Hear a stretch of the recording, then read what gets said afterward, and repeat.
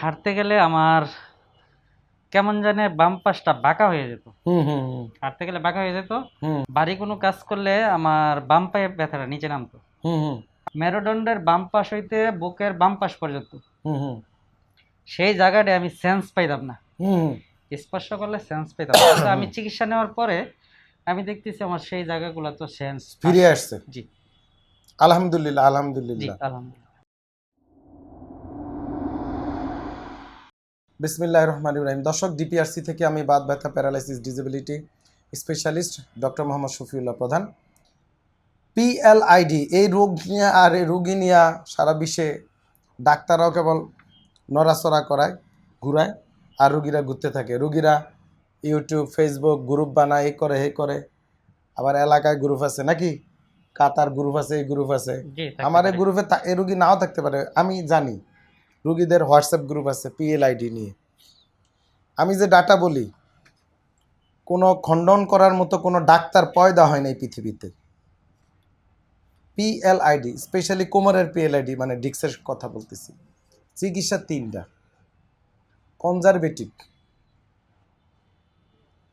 কনজারভেটিভের একটা, conservative 2, last one surgery. এই conservative দুইটার মধ্যে প্রাইমারিটার রোল তেমন নাই, কিছু ওষুধ, ব্যায়াম, নিয়মকানুন। কিন্তু মূল রোলটা হচ্ছে রিহ্যাব, পুনর্বাসন। সেটা হসপিটালের থেকে করতে হবে, তাহলেই অপারেশন থেকে বাঁচতে পারবেন। আদারওয়াইজ কোনো ওয়াই নেই। অপারেশন 5 to 7% রুগীর লাগে মাত্র।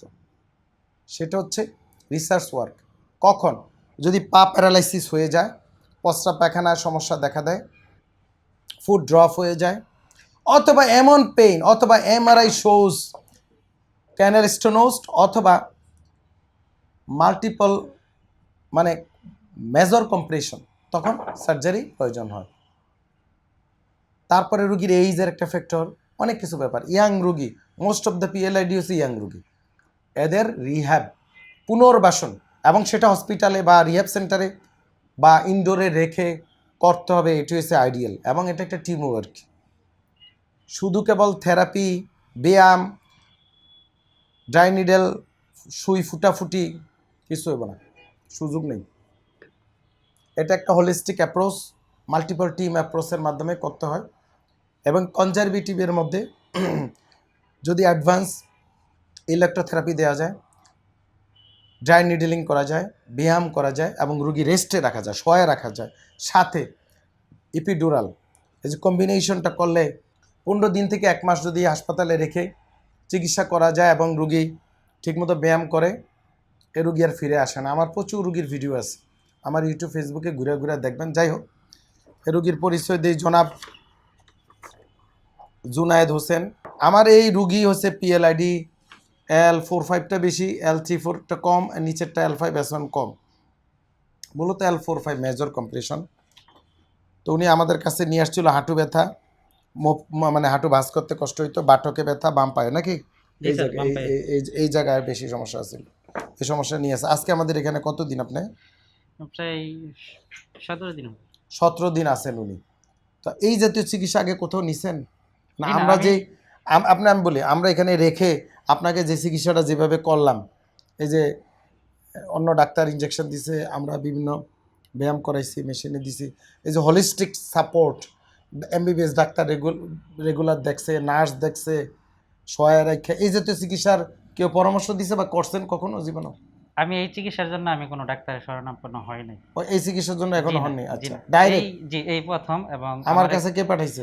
আমাদের এক পরিচিত লোক, উনি এসএমসিতে চাকরি করে, উনি আমাকে পাঠাইছেন। উনি কি বললে পাঠাইছে? যে আপনি অন্যান্য কোনো জায়গায় না যেয়ে আপনি এই জায়গায় চিকিৎসাটা নেন, ডিপিআরসিতে? জি আচ্ছা, ডিপিআরসিতে চিকিৎসা নেন। হয়তো আমার বিষয়টা একটু প্রকাশ রাখেন। এই জায়গায় চিকিৎসা আপনার সর্বক্ষেত্রে সর্বদিক দিয়ে ভালো এবং পূর্ণাঙ্গ চিকিৎসা, যে আপনার অন্য আর কোথায় যেতে হবে না। যেতে হবে না। আচ্ছা, এখন আপনার কি অবস্থা বলেন? আমার যে মূল সমস্যা ছিল, হুম আমি হাঁটতে গেলে আমার কেমন জানি বাম পাশটা বাঁকা হয়ে যেত। হুম হুম হাঁটতে গেলে বাঁকা হয়ে যেত।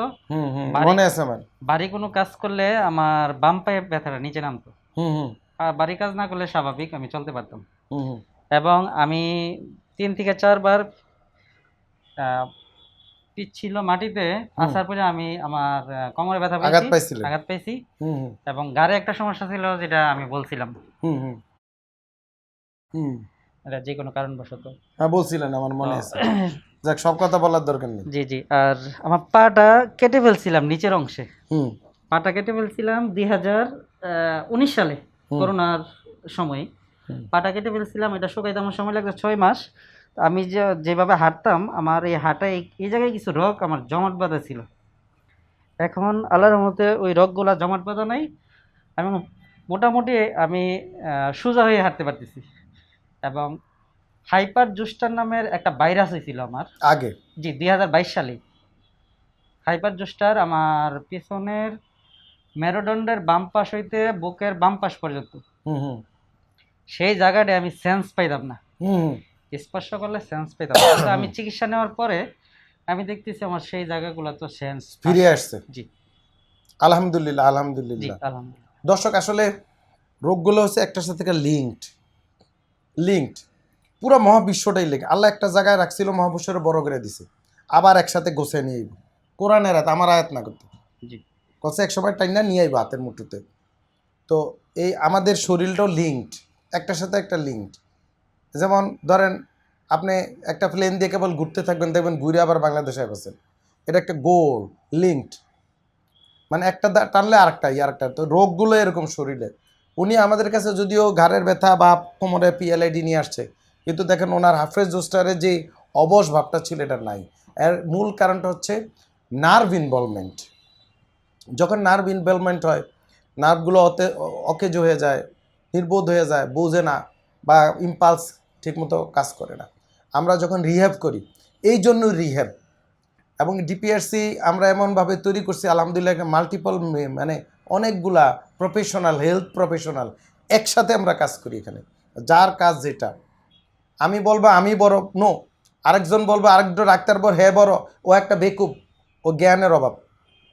বড় একমাত্র আমার রব, ওনার রব, উনি বড়, আমাদেরকে জ্ঞান দেয়, আমরা জ্ঞানগুলা চর্চা করি, একজন থেকে আরেকজন, আরেকজন থেকে আরেকজন। উনি যে কাজ করে এটা আমি জানি না, আমারে যতই শিখান ওনার মতো আমি পারবো না। জি আর মূল কারণটা হচ্ছে উনি ওই জ্ঞান নিয়ে চর্চা করে, আমি আমার জ্ঞান নিয়ে চর্চা করি। তদ্রুপ চিকিৎসাটা এরকম। ওনার ওই হারফেজ জোস্টারে উঠেও গেছে, এখন বাঁকাটাও সমান হয়ে আসছে। ওনাকে আমরা 1 মাস থাকতে 21 দিন, হ্যাঁ বলছিলাম, কয়দিন হয়েছে, 17-18 দিন। এরকম। যাই হোক, কিছু নির্দেশনা ওনাকে আরও মাসখানেক সাবধানে চলতে হবে, আমরা বুঝিয়ে দিব। যারা পুরাতন রোগী তারা জানেন। সবাই ভালো থাকবেন। ভিডিওটা একটু বেশি বড় হয়ে গেছে। আসসালামু আলাইকুম রহমতুল্লাহ বারকাত। ডিপিআরস লিমিটেড, আস্থা, বিশ্বাস ও নির্ভরতায় অবিচল।